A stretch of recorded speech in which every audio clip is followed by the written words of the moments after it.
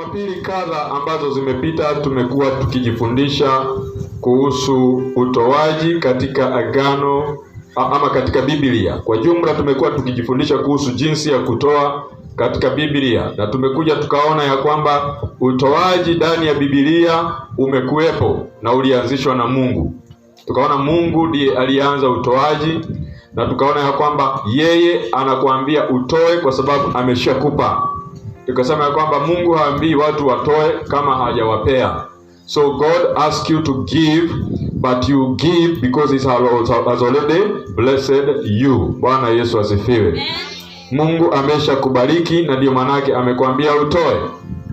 Kwa mfano tukasema ya kwamba wakati unapokuja kanisani, unapopata jirani yako ana shida, ndugu yako ana shida, unapaswa kurudi, kama uko na uwezo unamsaidia jirani yako, unamsaidia ndugu yako, unamsaidia rafiki yako. Kwa nini? Kwa sababu wewe ni mwana wa Mungu na sisi ni madugu ndani ya Kristo. Bwana Yesu asifiwe.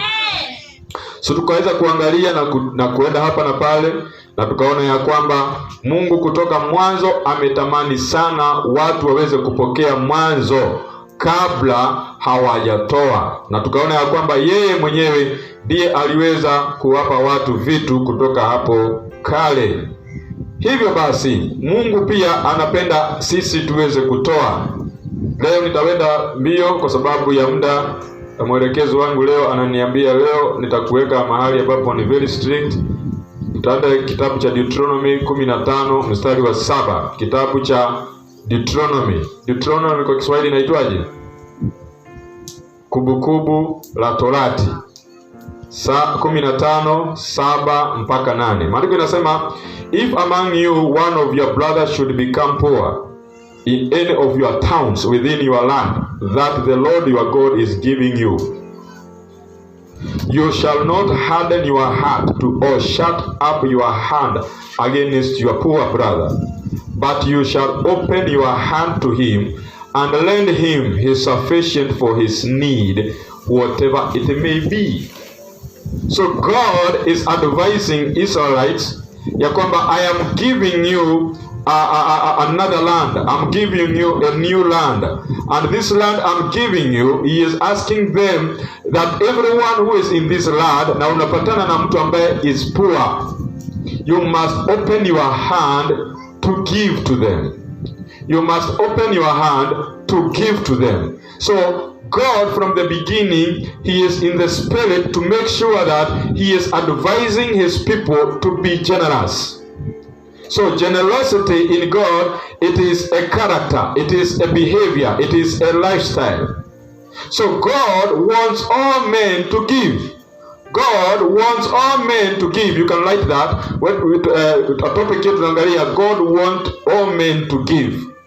Mungu anataka watu wote kuweza kutoa, sio kutokutoa. So how God wants us to give. If you want writing, you can write that topic. Those who are watching us on Facebook, those who are watching us on YouTube, God bless you. Also you can Dr. Mahali where you are writing. Our topic is how God wants us to give. Vile Mungu anataka sisi tuweze kutoa. So He Himself, He is telling Israelites that you must be a giver. You must become a blessing to someone. Ni lazima uwe baraka kwa mtu mwingine. So when it comes to giving, God wants a cheerful giver. Number 1 tumesema, if you are writing, God wants all men to give. Number 2, God wants all men to give cheerfully. So God wants cheerful givers. He wants men to become like Him in giving. He wants men to give as He gives. God, naturally, He is a giver. He is not giving for us to give anything to Him, but He is giving us generously so that we can worship Him. Praise the living God. Amen. So we worship God in giving. So in another word, we can say giving also is a type of worship. For example, The reason why a husband or a wife will buy a gift to his spouse ni kwa sababu anataka kumpea ile zawadi kutoka kwa moyo ili aweze kumshukuru. So we are cheerful giver but not sorrowful giver. God wants all men to be cheerful giver. We are givers by nature. Our nature is to give. Sisi katika asili yetu ni kutoa. Hallelujah. Na tukasema si kutoa kwa mchungaji tu, si kutoa kwa kanisa tu, bali unatoa kwa kila mtu ambaye unaona anahitaji. Hello? Unatoa kwa kila mtu unaona na nini? Anahitaji. That's why he says he wants all men to give. Number 2, he wants all men to be cheerful givers. You are not giving ukiwa unalalamika. Na tukasema everywhere you will go, ukatoa na ukaanza kulalamika ni kwa nini ulitoa, ama kujuta ni kwa nini ulitoa, you didn't give with a cheerful heart. Number 3, a believer, he is a cheerful giver because it comes from the heart. Muumini anatoa kwa hiari kwa sababu haitoki mfukoni, ila inatoka kwa moyo. You give from your heart and not from your wallet. You give from your heart and not from where? Your wallet. The reason why you need to be a giver, it is because there are so many people who are in need. For example, mtu yule, labda wewe unatafuta 100. Acha nikuonyeshe vile maisha huwa inaenda, si ndio? Huyu anatafuta 100, amekosa. Amekuja kwa huyu akamwambia nisaidie na 100. Huyu naye anatafuta 1000. Umeona? Huyu anatafuta nini? 1000. Na huyu anataka nini? 100. So huyu ako na need ya 100, huyu ako na need ya nini? Ya 1000. Kutoka hapo huyu wa 1000 anatafuta mtu amsaidie na 5000.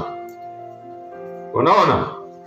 Huyu naye wa 5000 anataka mtu amsaidie na 10,000.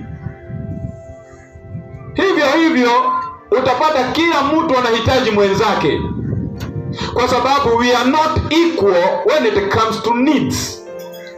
We are not equal when it comes to prosperity ya maisha ya kuonekana. We are not equal in things. We are not equal.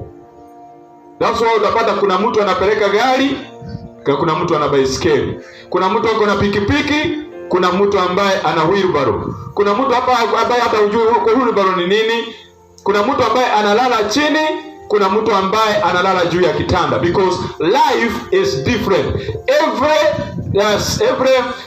Every season, every life have its own seasons. Kuna wakati utakuwa chini siku ya leo, lakini kuna wakati utakuwa umeinuka ukafika mahali juu. That is life.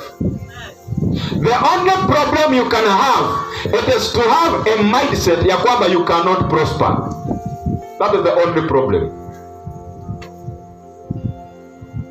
Shida kubwa ambayo tunaweza kuwa nayo ni wewe kudhani ya kwamba hauwezi kuwa na mali yako, ama wewe kudhani ya kwamba hauwezi.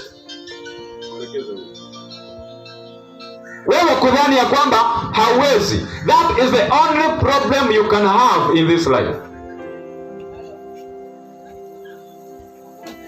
Usizoee kuwa unasema mimi siwezi. Umenielewa? Usizoee kwa maisha yako kusema mimi siwezi, sina, siwezi. You are confessing and possessing failure in your life. Umenielewa? That's why Mungu anamwambia Musa, tell your brothers you should be among you, one of your brothers should become poor in any of your towns within your land that the Lord your God is giving you. You shall not harden your hearts or shut your hand against your poor brother, but you shall open your hand. Amen. Praise the living God. You shall open what? Your hand to him and lend him sufficient of his need. The word sufficient. Yani haumpei ukiwa unabania, unampea ukikuwa unafanya nini? Una nini ile hitaji yako nayo. Unatimiza ile hitaji yako nayo. Amen. Jumapili tukasema kuna watu ambao kazi yao ni hii. Wanasema ya kwamba wao ni washirika wa mwili wa Yesu, ila wao wanafanyia watu vitu kwa sababu wao wamefanyiwa. Mimi ninakuletea shilingi 100 kwa harusi yako kwa sababu uliniletea. Mimi ninakuja kwa mazishi yako kwa sababu ulikuja kwetu. Tukasema that it is not the idea of God. The idea of God, it is when you are giving without expecting anything from the one that you are giving. Wazo la Mungu ni wewe kutoa usipofikiria ya kwamba ni nini huyu ambaye unamtolea atakupa baadaye. But wakati unapotoa ukiwa na wazo la kupokea baadaye, ina maana you are investing. You are not a giver, you are investor. Bwana Yesu asifiwe. So unapanda hapa, unaweka hapa, siku ile nitakuwa na shida, watakuja. Siku ile watakosa kukuja, utavunjika moyo. Sasa utasema, si nilienda kwa huyu, mbona hakukuja kwangu? Nani ashawahi patana na watu wa aina hiyo? Nani ashawahi patana na hiyo hali? Ashawahi pata watu wakimlalamika, mimi nilienda kwao, mbona hakukuja kwetu? Mimi nilienda kwa harusi yake, mbona hakukuja yetu? Mimi nilienda nikamtolea, mbona yeye hakutoa? Umenielewa? Kwa sababu you are not giving from the heart. You are giving because you wanted that person to give back to you. That is investment. That is not generous giving. Hello? Amen. Now, let us continue to another verse. Deuteronomy 15 verses 10. You shall give to him freely, and your heart shall not be grudging when you give to him. So the idea of God from the Old Testament, it is meant to give without grudge, without barriers. Mawazo ya Mungu kutoka mwanzo ni watu kutoa bila kujiwekea vizuizi. Nini? Vizuizi. Hello? Anasema give to him freely. So point number 4, you give freely without expecting anything. Unatoa bila kutarajia kitu chochote kwa yule unayemtolea. Umenielewa? So you are giving freely. You are giving what? Freely. So you are not giving because you want Apostle Dan to give it to you in some days. Unatoa kwa sababu you have it and you want to meet the need. Okay? So our focus, it is to meet what? The need. Praise the living God. Then he continues, he says, Deuteronomy 15:10, you shall give freely, and your heart shall not be grudging when you give to him, because for this the Lord your God will bless you in all your work and in all that you undertake. When you give freely, God will not bless the work of your prayer, but he will bless the work of your hands. Hallelujah. He will bless the work of what? Of your hand. Remember, this is Old Testament. So we are giving the Old Testament first. How God instructed men to give in the Old Testament. So, if you want to be a giver, which it is supposed to be your DNA, it is supposed to be your lifestyle. I know you will not stay in that level you are today forever. Hautakaa katika hiyo level uko siku ya leo milele. Unanielewa? Kama unataka kukaa hiyo level milele, ni wewe umejilimit, si Mungu. Umenielewa? Niliwaambia hapa tuko na parking. Ninataka kuona gari ya Salama pale, gari ya Linda pale, gari ya nani pale, ya nani? Ya Florence, gari ya Neema pale. Unanielewa? Because I want us to move from one level to another. Amen. Hallelujah. The only thing you can do, it is to work. You work to get. You don't pray to get. Ni lazima ufanye kazi ndio upate. Hata ukiwa muombaji maarufu, haijalishi unaomba siku ngapi, maarufu. Hata ukifunga siku 40, hakuna pesa itakufuata kwa nyumbani. The principle of the Bible, it is to work and you get. Hello? It doesn't matter mchungaji wa kwenu ama kwa kwetu ama wapi, atakwambia ujiconnect na madhabahu ya kwake na pesa ngapi. Hiyo haitakuletea pesa kwako nyumbani. Are we here? Hakuna kitu itakuletea. Na ulisikiza vizuri. So many people wananyang'anywa pesa kwa kutokosa maarifa. Mimi ni mchungaji wako, nikihitaji soda hii, ninaambia Mungu ashukishe kutoka juu? Ninafanya nini? Yes. I need money, si ndio? If I need money, what am I going to do to get money? I work. Okay? Are we here? I work to get, I get it, I buy. Praise the living God. That is the principle, that is the biblical principle. It doesn't matter how spiritual you are, how intercessor you are, intercessor and interceding for how many. The principle of this world, it is to work to get, not to pray to get. Amen. Are we here? Amen. That's why hapa tuko na chama tunataka tuanze ya wamama. Wakipata pesa wanawekeza, wakiwekeza wanaweka biashara. Hallelujah. Amen. Because that is the only way to get money. You don't get money through prayer, my friend. Mtu yote atakwambia you get money through prayer, huyo ni mwizi. Anakunyang'anya tena mawazo. Your own mind anakunyang'anya. Hallelujah. So we must come to the reality that God is a blessing God. His nature, it is to bless, to bless, to bless. His character is to bless and to bless. Yani hiyo ndio kazi ya Mungu, kutoa na kutoa na kutoa na kutoa. And he wants you to become like him. You become a giver. You are a giver. You give and give and give as he gives. Bwana Yesu asifiwe. Are we here? Are we here? So now let us see now the book of Leviticus. Yeah. Remember, Deuteronomy 15, it has said, he will bless all our works in all that we undertake. Any work that we undertake, God has already blessed us. Now, I want you to understand this. Concentrate here. I want you to understand this. It is ignorance for me as your pastor to tell you when you give money in this church that you will get more money.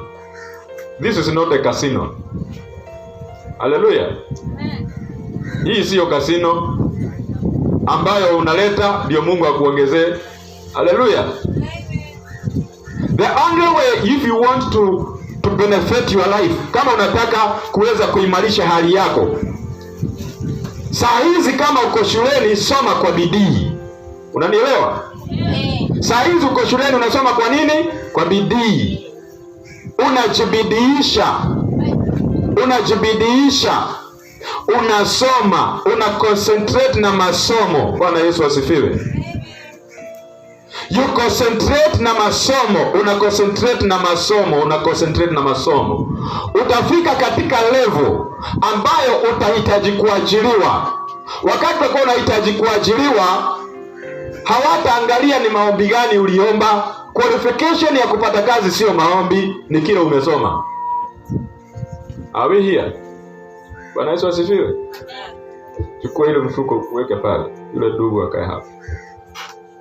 The qualification ambao utaenda kwa ofisi yoyote, hautaenda wakuulize na kufunga ulikuwa unafunga siku ngapi, na kuomba ulikuwa unaomba siku ngapi. That is not the qualification ambao utapata. Watakuuliza umesoma ukafika grade gani. Umenielewa? Bwana Yesu asifiwe. Karibuni sana wageni. Umesoma ukafika grade gani? Ulipata nini? Unataka kusomea nini? That is the terminology za duniani. Hakuna mahali wataenda wakuulize na wewe unaendaga kanisa siku ngapi? Hallelujah. That's why I am encouraging you. You got to continue kusoma, usome na usome ili uweze kufanya nini? Kwenda kuajiliwa. Siku ile utaenda kuajiliwa au utaenda kuajiliwa na qualification ya maombi, utaenda kufanya qualification yako ya kuajiliwa ni kile ulichokisoma. So if you are in school soma kwa bidii. Bwana Yesu asifiwe. Are we here? That's why anasema I will bless the work of your hands. The only way to prosper in this world, this world it has its own principle. Yani dunia hii iko na njia yake ya kufanya kazi. Sio vile unaamka asubuhi unafikiria. Ukitaka kwenda kwa bank kuchukua loan, hawatakuuliza uliomba mara ngapi. Ndugu, wataka wakuulize how many times have you prayed today? Watakuulizaje? Tunataka utengeneze account yako kwa miezi 3. Hii miezi 3 uwe unaweka pesa ukitoa. Unaweka ukifanya nini? Ukitoa. So wanakuambia ukifanya hivyo kwa miezi 3, hizo pesa utakuwa unaweka na kutoa kwa maombi. Utakuwa unaweka ukitoa kwa njia gani? Kwa kufanya kazi. Bwana Yesu asifiwe. So you work and work for you to receive for the God to flourish you katika kazi ambayo unaifanya ya mikono yako. That's why Mungu anamwambia Musa ya kwamba wakati mtakapofika kule Kanaani, muhakikishe yule ambaye ni maskini katika mahali ambapo mlipo, huyo mtu muhakikishe kama umekuwa flourished, umeweza kupatiwa na wewe kuwa mtu wa kupeana. Haleluya. Unakuwa mtu wa kufanya nini? Wa kupeana. Na usikiza kitabu cha Leviticus 25 verses 36. Kwa wale ambao wamekuja, tunaangalia topic ya giving. We have been teaching ourselves about giving. Today it is the second month. Tunaendelea kuangalia giving in the Old Testament, how we ought to give and how God said about giving. So our topic today it is how God wants us to give. Vile Mungu anavyotaka sisi tuweze kutoa. Tumeangalia kitabu cha Deuteronomy 15 verse 7 to 10, and now we are in the Leviticus 25 verses 36 and 37. He says, "Take no interest from him or profit, but fear your God, that your brother may live beside you. You shall not lend him your money at interest, nor give him your food for profit." Ni Mungu anatoa mashauri kwa wana wa Israeli ya kwamba unapotoa hizi vitu usifanye kama ni biashara unayofanya na ndugu yako. Ati unataka mimi nikupatie alafu utanipatia ikiwa mingi kidogo. Hello? You are doing it to your brother as your brother. You are not doing it as a businessman. Hallelujah.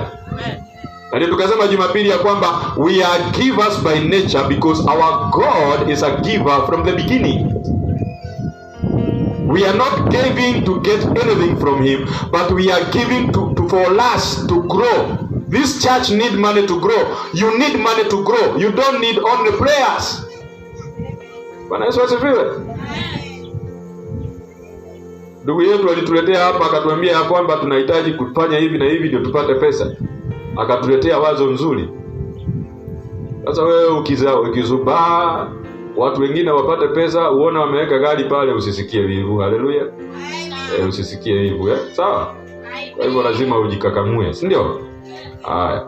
Now let us see the book of tumesoma Leviticus, inasema take no interest from him. When you are giving to your brother, don't take any interest from him. Then he says you shall give to your brother who lives beside you. Beside you, it is your brother. Huyo mtu anayeishi hapo beside you. You shall not lend him. Usimkopeshe. Na nikamwambia Jumapili, I don't lend money because God have asked me not to lend money. I give what I have when I have it. Hallelujah.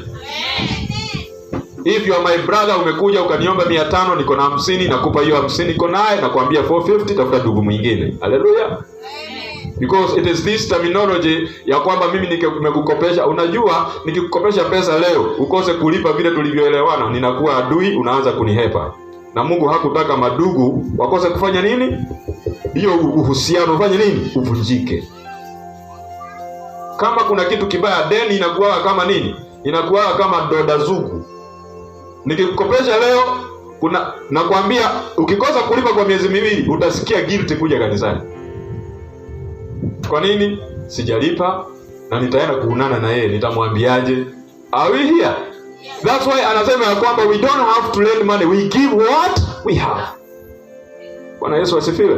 For that relationship ya brotherhood kufanya nini? Kukomaa. But kama ni biashara, mtu amekuja ametukopesha, sisi kama kanisa tunahitaji mabati, labda akatukopesha, sisi tunaweza kufanya hivyo kwake na tuwe waaminifu kwa nani? Kwake. Hallelujah. Now let us have another verse because mwelekezo wangu yuko karibu kukuja hapa. Unajua siku ya leo anatupeleka mbio mbio. Now let us see one verse.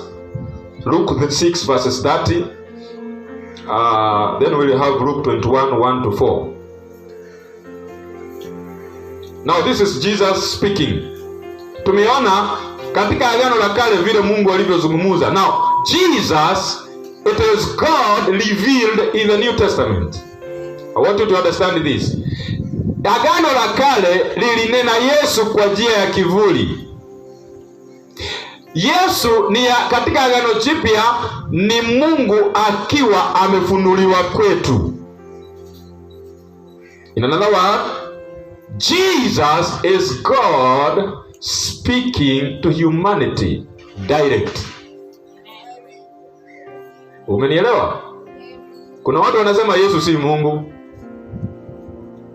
If God could come as God, hakuna mwanadamu angemweza. Philippians 4:4 inasema ya kwamba alijinyenyekeza kuwa kama sisi. Philippians 2 from 4 kuja hivi, alijinyenyekeza ili ajitoe uhai wake kwa ajili yetu. Dhambi ililetwa duniani kwa njia ya mtu mmoja na kifo kikaingia, na kifo ndio kilikuwa kiondoe dhambi. Kwa sababu mshahara wa dhambi sio kuomba. Mshahara wa dhambi ni nini? Ni mauti. Kama ingekuwa mshahara wa dhambi ni kuomba, unafikiria Yesu hangeomba na ikalipika? Hello, are we here? Yes. Bwana Yesu asifiwe. Amen. Wewe unafikiria Yesu angekalipika? Unafikiria akiwa pale Getsemani aliomba mpaka damu ikaanza kufanya nini? Kutililika. Unafikiria ingekuwa si angesema mshahara wa dhambi ni kuomba, wacha niwaombee nchi dunia mzima alafu nitakuwa imeisha hiyo. Lakini alisema mapenzi yangu sitaki kwenda huku, lakini mapenzi yako naifanye nini? Yatimike. Akaenda akabeba msalaba, akaba msalabani, kwa sababu ilikuwa lazima dhambi ingelipiwa gharama. He gave us life. So the character of God is to give.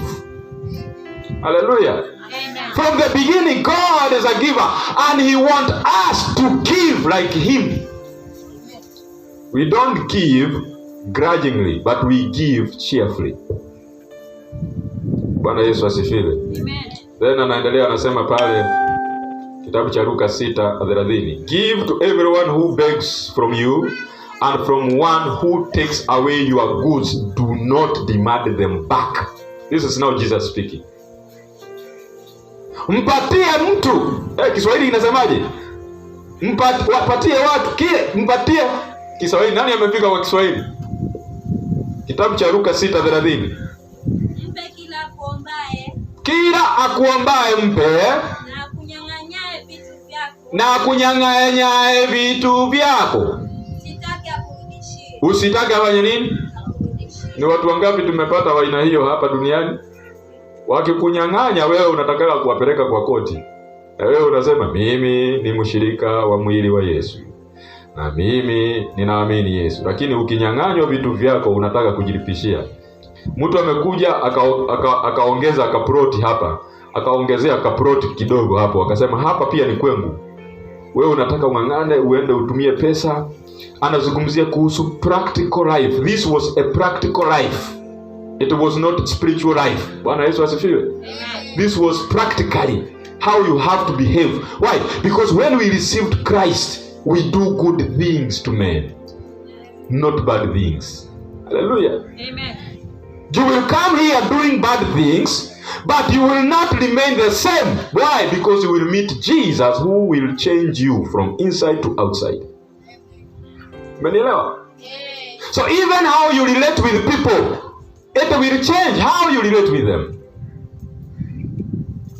Tuko hapa? So andika hapo sasa. Tuko point number 5, inasema ya kwamba wapee watu vitu, hata wale wanaokunyang'anya. Give them, wacha waende nayo.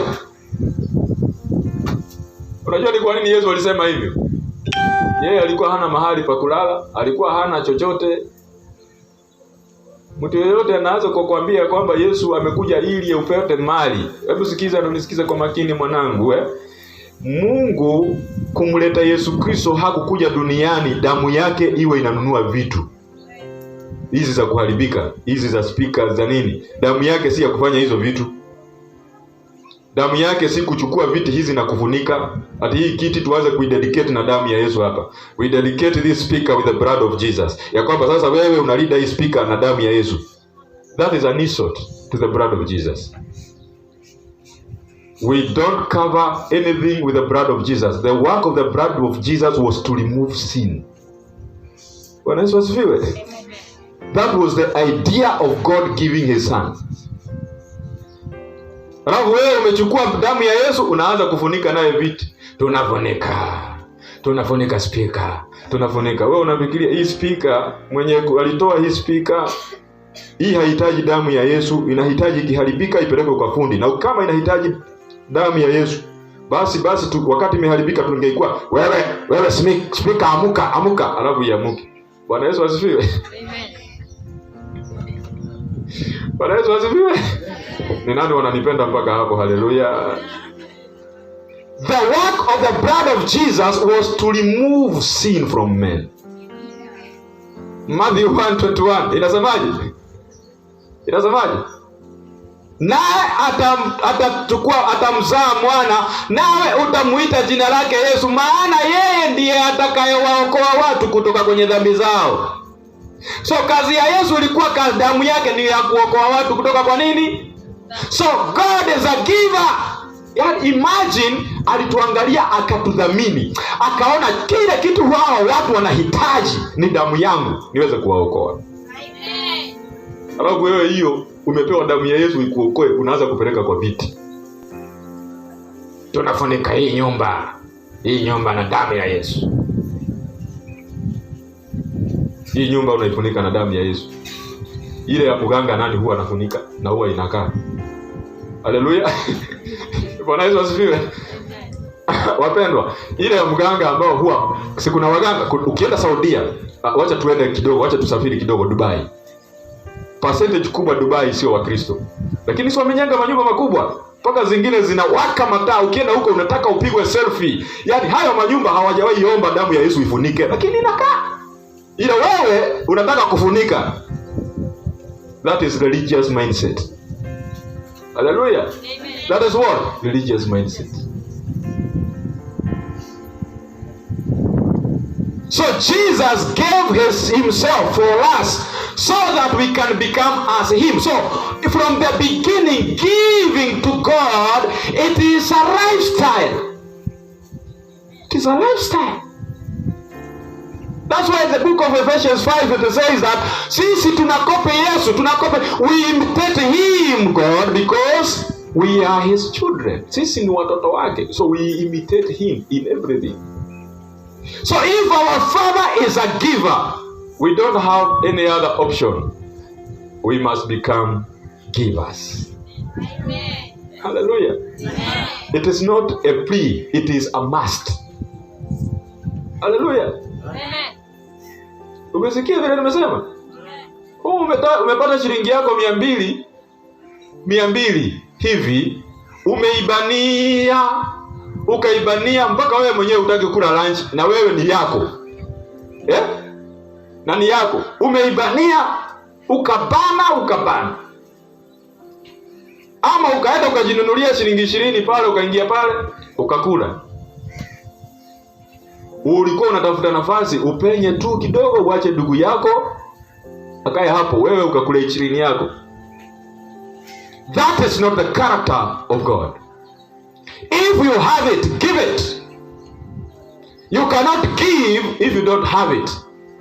That's why hii is philosophy ya kwamba give and God will bless you. It is a myth.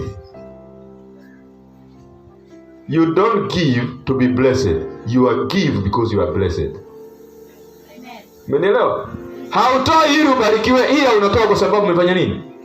Sasa hii kama unatoa ili ubarikiwe, hii ambayo uliotoa imetoka wapi? Bwana Yesu asifiwe.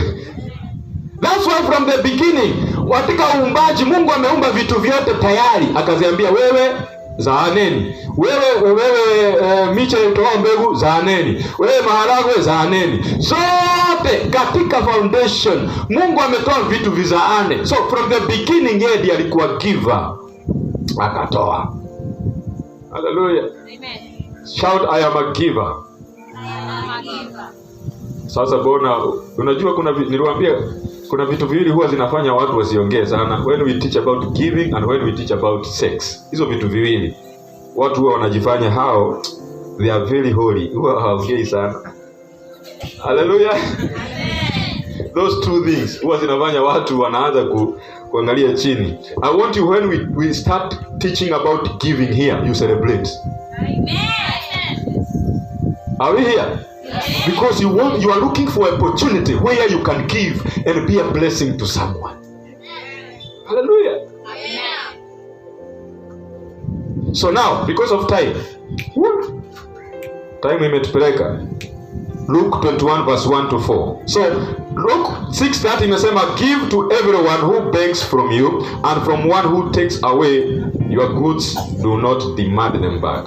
So Luke 21 verse 1 to 4. It says, Jesus looked up and saw the rich putting their gifts into the offering box. And he saw a poor widow put in a small copper coin. And he said, truly I tell you, this poor widow has put in more than all of them, for they all contributed. Umeona hapo? They didn't. Kwa ule mwanamke anasema she gave. Wataka kwa hao wengine they contributed. There is a difference between contribution and giving. Giving is a heart dimension. Contribution, you do it for show off. Hallelujah. Bwana Yesu asifiwe. You give from the heart, not from the pocket. Unajua kitambo wazee huko kwetu nyumbani, wakati mama ameomba pesa ya sukari, unajua walikuwa wanafanya nini? Unataka pesa ngapi? Pesa nataka mume wangu kama shilingi 200 hivi ya kuweza kununua hii na hii na hii. Unajua 200 kitambo ilikuwa pesa nyingi. Mzee hakuwa anatoa hivi, anaangalia, anaanza kusema hii 200, alikuwa anafanya hivi. Tulikuwa unasema unataka ngapi? Kwa sababu hakuwa anataka ionekane ni ngapi yako na. So yeye alikuwa anajificha. I think mumeona hii hali. Hata si watu wengi ambao huwa wanatoa pesa kwa wallet hivi wanaanza kufungua. Si. Ukiona mtu anafungua hivi anajiamini ya kwamba huyu mtu mimi sina shida hata akiona. Hallelujah. So mwanamke alikuwa among those men who were giving. There is no amount of poverty can make you stingy. Hakuna, sijui Kiswahili niweke namna gani. Hakuna ufukara, umaskini wowote unaoweza kukufanya mtu mgumu. Bwana Yesu asifiwe. Hakuna. Yaani huyu mwanamke ingawa alikuwa na peni, Peni, unajua kitambo tu tulikuwa na dururu, tulikuwa na peni ile king'otole ile ilikuwa kubwa namna hii, na ile sumuni ile kidogo. Nyinyi mnaona pesa zingine ilikuwa, sasa peni ilikuwa ni pesa ambayo does not have value. Hiyo ndio mwanamke alitoa. Alikuja akaona watu wanatoa, they contributed because they were contributing. Why? Because they had a lot in their banks, in their pockets. Lakini huyo mwanamke alikuja akatoa mali yote aliyokuwa nayo. Hallelujah. Amen. So you cannot sit down useme mimi sina kabisa. It doesn't matter. Uko na shilingi 10, shilingi 1 dururu, utasema ya kwamba mimi I cannot be a giver. That is not a qualification to be stingy. Bwana Yesu asifiwe. Amen. Ukipata shilingi yako 10, jua kuigawa. Hii kanisa hatuna ile kitu tunasemanga kuna sadaka nzuri kuliko ile nyingine. In this church we don't believe in there is a good sacrifice than the other. Eti 1000 ndio sadaka nzuri, shilingi 50 ni sadaka mbaya. Hello? What we believe is we are the original sacrifice. Amen. Hallelujah. Amen. Maandiko inasema kitabu cha Warumi 12. Naona wageni wanaandika, nyinyi hamuandiki. Na hiyo ni tabia mbaya. Bwana Yesu asifiwe. Amen. Kitabu cha Warumi 12 inasemaje? Give yourself as a living sacrifice to God. It is the only acceptable offering. Hallelujah. Ambayo Mungu anapendezwa nayo. So when you give yourself as a living sacrifice, that is giving. Because what follows after that, you will give even your everything to the service. But if you fail to give yourself first, this means even in other givings you will also be with a problem. Utakuwa na shida. So when you give yourself, in this church we believe we give ourselves as a sacrifice first. We are the only good sacrifice because we are good because God made us to be good. Hallelujah. Amen. So our money does not verify our goodness, but the blood of Jesus verifies us to be good in front of our Father. Amen. Bwana Yesu asifiwe. Amen. Si ile mambo unasema huyu ametoa, chukua sadaka yako juu 1000, hiyo ndio nzuri. Ati hapa sitake masherenge wapendwa. Unatolea Mungu masherenge, utalaaniwa. Huyo Mungu wa Qur'ani kwanza hayuko hapa. Hallelujah. He is not part of this service. Mungu anayelaani watu, huyo analaani. Huyo Mungu siwezi kumwabudu. I will come to check, we come to learn about the character of God. Anything that Jesus didn't do. Kuna mtu ambaye aliyelaaniwa na Yesu alipokuwa duniani? Hakuna hata mmoja. Hata yule aliyemfanyia mabaya akakatwa sikio na Petero aliregesha sikio. Bwana Yesu asifiwe. So the character of God is to do good, and good. Always is good. Amen. That is the character of God. Amen. So mtu anakuambia sadaka yako itafanya ulaaniwe, huyo ni mwizi, kwanza anapaswa kufungiwa cell. Hello? Anything that your heart have agreed to give from your heart, it is okay. Useme hii ni mzuri kuliko huyo ametoa 10,000. Unajua kanisani tumekuwa na competition ya huyo ametoa 10,000 na mimi wacha niongezee 15. That is not giving, it is competition. You are contributing ndio uonekane wewe uko chonjo. Hallelujah. Amen. We are givers because Christ gave us everything in him. In him. Now that is the point that I want us to finish with. The reason why God asked us to be givers, it is because Christ, he had everything. Ye akona kila kitu ndani yake.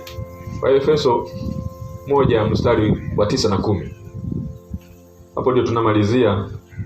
Halafu ndio tuweze kuona itakuwaje kutoka hapo. Na hapo nataka nisomewe. Waefeso 1 anzia mstari wa 9.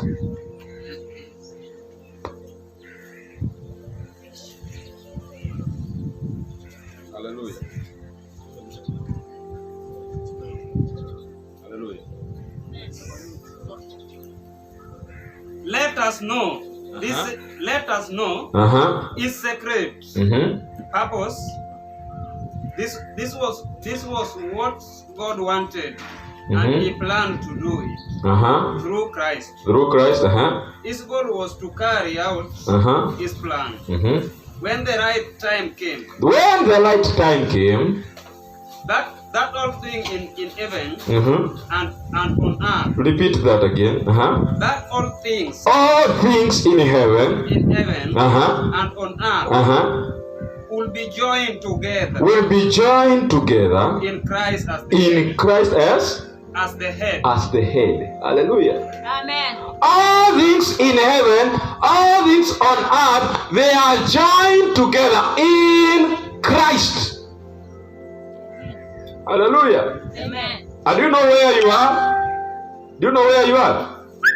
If everything in heaven and in earth they are in Christ, where are you? In Christ. Hallelujah. Maandiko inasema hata imekuwa mtu akiwa ndani ya Yesu amekuwa nini? Kiumbe kipya. Hallelujah. Amen. Hata imekuwa mtu akiwa ndani ya Yesu amekuwa nini? Kiumbe kipya. So because we are in Christ, that's why we have everything. Yes. Kila kitu kinatufanya sisi tuweze kuwa na kila kitu ni kwa sababu tuko ndani ya Yesu. Hatuko nje ya Yesu. Na hata imekuwa mtu akiwa ndani. All things in earth and in heaven, they are in Christ. And where are you? In Christ. So if you are in Christ, you have everything. It doesn't matter. It doesn't matter kama leo hivi umekuja kwa huduma kanisani uko na shilingi moja. Don't limit yourself to 1 shilling. It doesn't matter kama umekuja siku ya leo uko na shilingi 10. 1,000, 2,000, maelfu nini. Don't limit yourself to that. See the real thing in Christ. You have everything. Hallelujah. You have what? Everything. Bwana Yesu asifiwe. Shout, I have everything. I have everything in Christ. So Christ qualifies you to be partaker of everything that He has. The deity of God in you, the righteousness of God in you, the holiness of God in you. Any material thing that you could think, it is in Christ. The manifestation ndio tunakufundisha ndio iweze kumanifest. Amen. Hallelujah. Amen. Hii sarakasi zingine unaambiwa panda mbegu kwa madhabahu haya. Madhabahu haya na Yesu atakufungulia milango.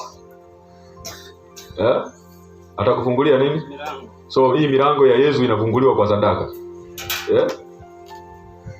Hii milango ya Yesu inafunguliwa kwa njia gani? Kwa sadaka. Kwa kuomba. Kulingana na huyu mtu inaitwaje? Milango ya Yesu inafunguliwa kwa njia gani? Sadaka. Ukijiunganisha na madhabahu haya milango inafanya nini? So kila kitu kimefanya ifunguke ni nini? So hii sadaka yako ndio inafanya nini? So damu ya Yesu hana uwezo wa kukufungulia milango. Hii ya sadaka ndio ina uwezo. Huo ni wizi. Umesikia? Ukipata mtu anakuambia hiyo ni nini? Uwizi. Tusimame kwa miguu yetu. Inua mikono yako juu. Tunapoabudu asubuhi ya leo, praise and worship kuja hapa. Praise and worship, praise and worship. Praise and worship team plus dancers.